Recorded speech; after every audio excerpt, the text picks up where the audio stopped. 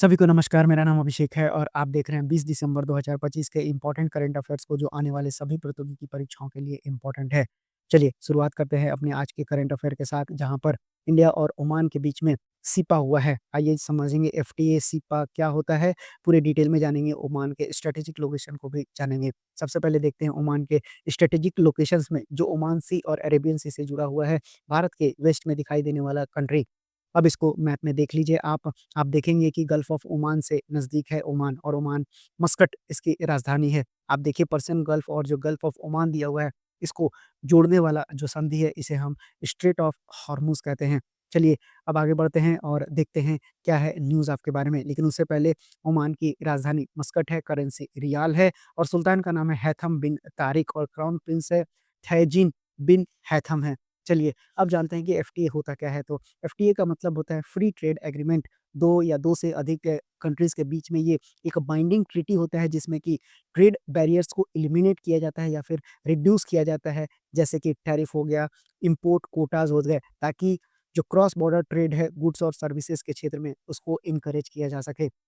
अब आइए जानते हैं एफटीए के प्रकार। एफटीए के 2 प्रकार सीपा और सीसा। सीपा यानी कि कॉम्प्रिहेंसिव इकोनॉमिक पार्टनरशिप एग्रीमेंट और सीसा यानी कि कॉम्प्रिहेंसिव इकोनॉमिक कोऑपरेशन एग्रीमेंट। अब बात करें कि सीपा यही आपको आज न्यूज़ में है, यानी इंडिया और ओमान ने सीपा किया है। अब इसमें क्या होता है, तो व्यापक आर्थिक साझेदारी समझौता होता है, अधिक व्यापक और गहरा समझौता होता है। वस्तु व्यापार, सेवा व्यापार, निवेश और प्रोफेशनल जो मूवमेंट होता है वो इसमें होता है। उसी तरह से बड़े पैमाने पर शून्य या फिर बहुत कम शुल्क रह जाता है। आईटी, हेल्थ, एजुकेशन, प्रोफेशनल सेवाओं पर मजबूत प्रावधान होते हैं। 100% एफडीआई, निवेश सुरक्षा, विवाद समाधान होता है। और भी देश जो हैं भारत के साथ सीपा किए हुए हैं। इंडिया, ओमान आपका एग्जाम्पल हो गया। इंडिया और यूएई पहले से गल्फ देश हैं जो भारत के साथ समझौता किया हुआ है। वहीं अगर सीसा की बात करें तो सीपा के रिस्पेक्ट में यहाँ पर जो व्यापार करने का तरीका है वो थोड़ा-सा अलग है। यानी व्यापक आर्थिक सहयोग समझौता तुलनात्मक रूप से सीमित है। यानी मुख्यतः यहाँ वस्तु व्यापार और कुछ सेवाओं पर ध्यान दिया जाता है। सेवाओं पर सीमित प्रावधान होता है और ये इंडिया और सिंगापुर के बीच में आप एक एग्ज़ाम्पल याद रख सकते हैं। आइए अब जानते हैं कि मुख्य बातें यहाँ पर क्या हैं। तो भारत मुख्य रूप से ऊर्जा और उर्वरक से जुड़े उत्पाद ओमान से आयात करता है। यानी अब हम देख रहे हैं कि भारत इम्पोर्ट क्या-क्या करता है ओमान से। तो कच्चा तेल हो गया, एलएनजी हो गया, फर्टिलाइज़र्स हो गया, अनहाइड्रस अमोनिया हो गया, मिथेनॉल हो गया और साथ ही साथ कुछ और केमिकल इनपुट्स। अब आइए जान लेते हैं कि भारत ओमान को औद्योगिक, कृषि और उपभोक्ता उत्पाद निर्यात करता है। यानी कि हम यहाँ से क्या-क्या एक्सपोर्ट करते हैं, ये भी देख लेते हैं। अब पेट्रोलियम उत्पाद जैसे कि नैप्था, पेट्रोल आदि, उसी तरह से मशीनरी और मशीन पार्ट्स भेजते हैं, विमान और विमान के पुर्जे, बासमती चावल, लोहा और इस्पात के उत्पाद, सिरेमिक और निर्माण सामग्री और प्लास्टिक उत्पाद हम ओमान को देते हैं। अब अगर भारत और ओमान के व्यापार के आंकड़ों को देखें, तो भारत का निर्यात 2024-25 में $4.06 बिलियन था। वहीं भारत का आयात को देखें तो ये $6.5 बिलियन था। भारत मुख्यतः मैंने आपको बताया पेट्रोलियम उत्पाद, चावल, स्टील जैसा निर्यात करता है और ओमान से कच्चा तेल, गैस, उर्वरक आयात करता है भारत। ऊर्जा और खनिज सहयोग देखें तो ओमान भारत के लिए कच्चा तेल, एलएनजी और जो उर्वरक व केमिकल का बड़ा स्रोत है। ये भारत की ऊर्जा सुरक्षा के लिए अहम है। बात करें टैरिफ या शुल्क में क्या फ़ायदा होगा, तो ओमान ने 98% से ज़्यादा टैरिफ लाइन्स पर ड्यूटी फ्री एक्सेस दे दिया है। इससे भारत के 99% निर्यात को फ़ायदा होगा। लाभ वाले अगर सेक्टर्स को देखें तो कपड़ा, चमड़ा, जूता, जेम्स और ज्वेलरी, कृषि और खाद्य उत्पाद होंगे। साथ ही साथ इंजीनियरिंग, दवाइयाँ और मेडिकल डिवाइसेज़ भी अब आसानी से ट्रेड हो सकेगा। एमएसएमई, महिला उद्यम और रोज़गार को भी इससे बढ़ावा मिलेगा। भारत ने किन चीज़ों को बाहर रखा है, तो डेयरी हो गया, चाय-कॉफ़ी हो गया, सोना-चांदी हो गया और कुछ श्रम उत्पाद और धातु स्क्रैप्स को इससे बाहर रखा गया है। साथ ही साथ ये भी जान लीजिए कि प्रधानमंत्री नरेंद्र मोदी को पिछले 11 साल में 29 अवार्ड दिए जा चुके हैं। आइए उनको भी जान लेते हैं। ये देश के सर्वोच्च सम्मान में से एक है। अब इन कंट्रीज़ का नाम है, लेकिन आपको केवल 2025 वाला ही याद रखना है। अगर आप देखेंगे तो नामीबिया का order of the ancient Welwitschia mirabilis मैंने आपको पढ़ा रखा है। ब्राज़ील का grand collar of the national order of the southern cross आपको याद करना है। त्रिनिदाद और टोबाको से भी मिला हुआ है, घाना से मिला हुआ है, साइप्रस और श्रीलंका से भी मिला हुआ है 2025 में। साथ ही साथ मॉरिशस और बारबाडोस का भी नाम आप याद रखेंगे। उसी तरह से अगर आप 2025 के और आंकड़ों को देखेंगे तो ओमान जो अभी लेटेस्ट है, आपसे परीक्षाओं में पूछा जा सकता है, the first class of the order of Oman और इथियोपिया ग्रेट ऑनर निशान ऑफ इथियोपिया अभी हाल ही में इथियोपिया में दिया गया प्रधानमंत्री नरेंद्र मोदी को। तो सारा याद नहीं रखना है, सिर्फ़ 5 या 6 आपको याद करना है जो 2025 से इम्पोर्टेंट हैं। चलिए, अब आगे बढ़ते हैं और अगले करंट अफ़ेयर को देखते हैं। तो पार्लियामेंट ने अब बिल को पास कर दिया गया है, अब इंश्योरेंस सेक्टर में 100% एफडीआई अलाउ हो गया है। आइए समझते हैं एफडीआई के बारे में। तो एफडीआई होता क्या है? फॉरेन डायरेक्ट इन्वेस्टमेंट यानी कि विदेशी प्रत्यक्ष निवेश। जब कोई विदेशी कंपनी, विदेशी व्यक्ति या विदेशी संस्था किसी भारतीय कंपनी या सेक्टर में सीधे पैसा लगाती है, तो उसी को हम एफडीआई कहते हैं। इसमें सिर्फ पैसा ही नहीं बल्कि मैनेजमेंट, टेक्नोलॉजी, कंट्रोल, हिस्सेदारी यानी ओनरशिप भी शामिल होता है।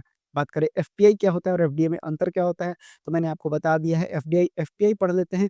ये शॉर्ट टर्म इन्वेस्टमेंट होता है और केवल इसमें प्रॉफिट को ही देखा जाता है, यानी इसमें केवल शेयर का खरीद-बिक्री होता है। वहीं अगर एफडीआई के आने के रास्ते की बात करें तो 2 तरह से आता है, ऑटोमेटिक रूट और दूसरा गवर्नमेंट रूट। अब यहाँ पर जो रूट दिया गया है, वो दूसरा वाला है, गवर्नमेंट रूट के ज़रिए अब कंपनियाँ आ सकती हैं। अब सरकार क्यों ये बिल लाई है, तो वित्त मंत्री जी का कहना है कि भारत में बीमा कवरेज अभी कम है। नए निवेशकों और कंपनियों से प्रतिस्पर्धा बढ़ेगी, बीमा सस्ता होगा, तेज़ और सुलभ बनेगा, ग्रामीण व गरीब वर्ग तक बीमा पहुँचेगा, हेल्थ इंश्योरेंस में सुधार होगा, इंटरमीडिएट से जुड़े भी सुधार किए जाएँगे, यानी अब सीधे लाइसेंस रद्द नहीं होगा, पहले सस्पेंशन दिया जाएगा। वहीं अगर किन कानूनों में संशोधन है जो आपसे परीक्षा में पूछा जा सकता है, तो ये इंश्योरेंस एक्ट 1938, एलआईसी एक्ट 1956 और इरडाई एक्ट 1999 में बदलाव किया गया है। चलिए, अब जो है समझते हैं अगले करंट अफेयर को, जहाँ पर सीबीसी ने ऑर्गेनाइज़ किया है Bharat CPAC consultative conclave shaping India growth story, किसके थ्रू? तो Daksh PSC at the rate 2047। आइए जानते हैं इस न्यूज़ को। तो भारत सीपीएससी कंसल्टेटिव कॉन्क्लेव यानी किसके द्वारा आयोजन किया गया है? तो कैपेसिटी बिल्डिंग कमीशन और डिपार्टमेंट ऑफ पब्लिक एंटरप्राइज के द्वारा नई दिल्ली में इसको आयोजित किया गया है। थीम आपसे निश्चित रूप से पूछा जाएगा, shaping India's growth story through दक्ष पीएससी एट द रेट 2047। अब आइए जान लेते हैं कि सीपीएससी होता क्या है। तो ऐसे कंपनियां या उपक्रम होते हैं जिनमें भारत सरकार की 51% या उससे अधिक हिस्सेदारी होती है।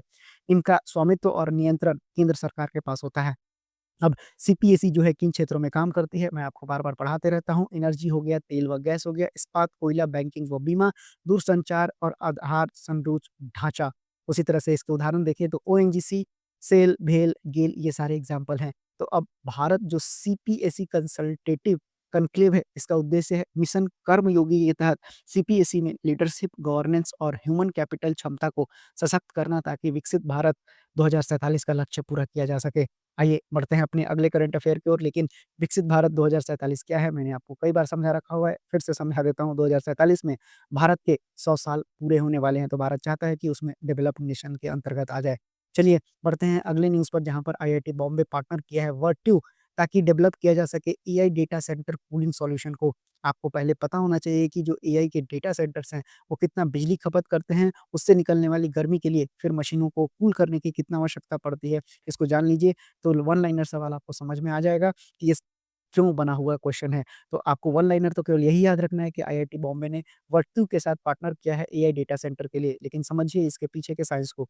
तो एआई डेटा सेंटर कितना बिजली खाता है, ये भी समझ लीजिए। तो सामान्य जो डेटा सेंटर है, वो जो है 5 से 20 मेगावाट बिजली खाता है, और 50 जो एआई डेटा सेंटर है, अगर वो ग्राफिक प्रोसेसिंग यूनिट बेस्ड है, तो 50 से लेके 100 मेगावाट या उससे भी ज़्यादा खा सकता है। अब अगर 1 मेगावाट बिजली को देखेंगे तो ये 800 से लेके 1000 घरों की ज़रूरत को पूरा करता है। यानी अगर एक बड़ा एआई डेटा सेंटर बनता है तो ये पूरे शहर जितनी बिजली की खपत लेता है। अब बिजली का बड़ा हिस्सा हीट में बदल जाता है और हज़ारों जीपीयू एक साथ चलने से तापमान 70 से 90 डिग्री सेल्सियस तक पहुँच जाता है। अब जीपीयू क्या है? तो हाई स्पीड प्रोसेसर होता है, जो एक साथ बहुत सारे काम कर सकता है। इसलिए GPU, AI, machine learning, gaming और डेटा सेंटर्स में बहुत उपयोगी होता है। तो कुल बिजली खपत का 30 से 40% केवल कूलिंग्स में चला जाता है। तो अब आप समझ सकते हैं कि क्यों ये आईआईटी बॉम्बे ने पार्टनर किया है। तो कूलिंग भी ज़रूरी है, नहीं तो मशीनें क्या हो जाएँगी, खराब हो जाएँगी, आग लगने का खतरा बढ़ जाएगा। चलिए बढ़ते हैं अपने अगले करंट अफेयर पर, जहाँ पर गोवा ने मार्क किया है 64वाँ लिबरेशन डे। चलिए अब समझते हैं, और साथ ही साथ ये भी घोषित किया है कि 2037 तक ये डेवलप्ड स्टेट में गिनती में आ जाएँगे। गोवा जो है 64वाँ ये लिबरेशन डे मनाया जा रहा है 2025 का, और ये भी विकसित भारत 2037 से अलाइन किया हुआ है। अब जानते हैं लिबरेशन डे क्या है? तो गोवा मुक्ति दिवस हर वर्ष 19 दिसंबर को मनाया जाता है। इसी दिन 1961 में गोवा को पुर्तगाली शासन से मुक्ति मिला था। भारत सरकार ने ऑपरेशन विजय के तहत गोवा को आज़ाद कराया था और ये संघर्ष मात्र 36 घंटे में सफल हुआ था। गोवा, दमन और दीव को भारत में मिलाया गया। गोवा मुक्ति ने भारत की राष्ट्रीय एकता को मजबूत किया। 451 वर्षों के औपनिवेशिक शासन का अंत हुआ। इस दिन शहीदों को श्रद्धांजलि दी जाती है। गोवा 1987 में भारत का 25वां राज्य बना था। गोवा मुक्ति दिवस देशभक्ति और आत्मसम्मान का प्रतीक है। आइए बढ़ते हैं अपने अगले करंट अफेयर की ओर, जहाँ पर इंडियन सैटेलाइट इंटरनेट कॉन्सेप्ट ने जीता है top honour NASA space app challenge 2025 में। आइए समझ लेते हैं। तो एक भारतीय टीम का सैटेलाइट इंटरनेट कॉन्सेप्ट नासा के 2025 इंटरनेशनल स्पेस ऐप चैलेंज का ग्लोबल विनर बना है। चेन्नई की टीम है फोटोनिक्स उड़ीसी ने दूर दराज के इलाकों में ब्रॉडबैंड एक्सेस बढ़ाने के लिए एक सॉवरेन फेज्ड अरे सैटेलाइट इंटरनेट इंफ्रास्ट्रक्चर का प्रस्ताव दिया और मोस्ट इंस्पिरेशनल अवार्ड जीत लिया है। इस प्रोजेक्ट का मकसद है जमीन पर निर्भरता कम करना और भारत में 700 मिलियन से ज़्यादा लोगों तक कनेक्ट करना है, जिनके पास अभी ब्रॉडबैंड कनेक्टिविटी नहीं है। नासा स्पेस ऐप्स के अनुसार जीतने वाली टीम के सदस्य मनीष डी, एम के, प्रशांत जी, राम राजलिंगम एन और राशि एम और शक्ति आर हैं। तो आपको याद कर लेना है इस न्यूज़ को, काफ़ी इंपॉर्टेंट है, आपसे परीक्षा में सवाल बनेगा। बढ़ते हैं अगले सवाल की ओर, जिसे मैंने पहले ही कवर कर रखा है। बस आपको बता देता हूँ कि इंडियन नेवी ने कमीशन कर लिया है दूसरा MH-60R हेलीकॉप्टर स्क्वाड्रन, कहाँ पर? तो INAS 335 गोवा में। बढ़ते हैं अगले करंट अफेयर की ओर, जहाँ पर जो स्कल्पचर मूर्तिकार राम वांजी सुतार साहब का निधन हो गया है। राम वांजी सुतार साहब ने क्या डिज़ाइन किया था? तो स्टैच्यू ऑफ यूनिटी। 100 साल की उम्र में सर का निधन हो गया है। आइए जान लेते हैं इनके बारे में कुछ। तो वे स्टैच्यू ऑफ यूनिटी यानी सरदार पटेल की जो प्रतिमा है, उसके शिल्पकार थे, जो दुनिया की सबसे ऊँची मूर्ति है। राम सुतार का जन्म 1925 में महाराष्ट्र के धुले जिले के एक साधारण परिवार में हुआ था। उन्होंने sir JJ. School of art, Mumbai से शिक्षा ली और स्वर्ण पदक प्राप्त किया। महात्मा गांधी की उनकी मूर्तियाँ दुनिया के 450 अधिक शहरों में स्थापित है। उन्हें पद्मश्री 1999, पद्म भूषण 2016 और महाराष्ट्र भूषण जैसे बड़े सम्मान मिले हैं। आइए अब जान लेते हैं स्टैच्यू ऑफ यूनिटी के भी बारे में। तो मैंने बताया ये किसका है? तो आयरन मैन ऑफ इंडिया यानी लौह पुरुष वल्लभ भाई पटेल का ये यूनिटी ऑफ यानी स्टैच्यू ऑफ यूनिटी है। ये प्रतिमा 182 मीटर ऊँचा है और दुनिया का सबसे ऊँचा मूर्ति है। गुजरात के केवड़िया और नर्मदा नदी के तट पर स्थित है। 31 अक्टूबर 2018 को सरदार पटेल की जयंती पर इसका इनॉग्रेशन किया था और प्रतिमा के जो डिजाइनर हैं वो सर थे, जिनका निधन हो गया है। अब इसका निर्माण लार्सन एंड टुब्रो द्वारा किया गया है। मूर्ति में ब्रॉन्ज क्लैडिंग का उपयोग किया गया है जो मौसम रोधी है और इसके भीतर व्यूइंग गैलरी है, जहाँ से आसपास का दृश्य को देखा जा सकता है। तो ये थे आपके आज यानी कि 20 दिसंबर 2025 के इम्पोर्टेंट करंट अफेयर्स, जो आने वाले सभी प्रतियोगी की परीक्षाओं में इम्पोर्टेंट है। सेशन अच्छा लगा हो तो लाइक, सब्सक्राइब और शेयर भी कर सकते हैं। साथ ही साथ कोई भी राय हो तो कमेंट बॉक्स में छोड़ सकते हैं। मिलते हैं अपनी अगली क्लास में, तब तक के लिए धन्यवाद।